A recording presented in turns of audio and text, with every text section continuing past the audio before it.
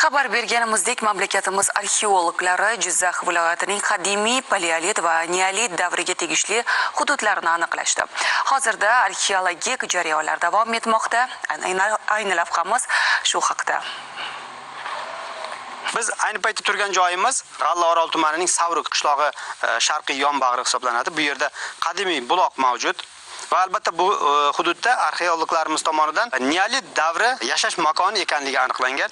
Mana bu yerda Savur buloq nomli qadimgi buloq mavjud.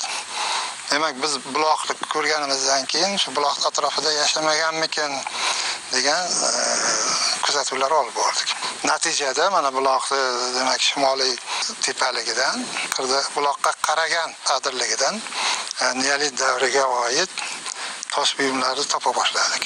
Bu yerda albatta neolit davrida odam yashagan degan xulosaga keldik.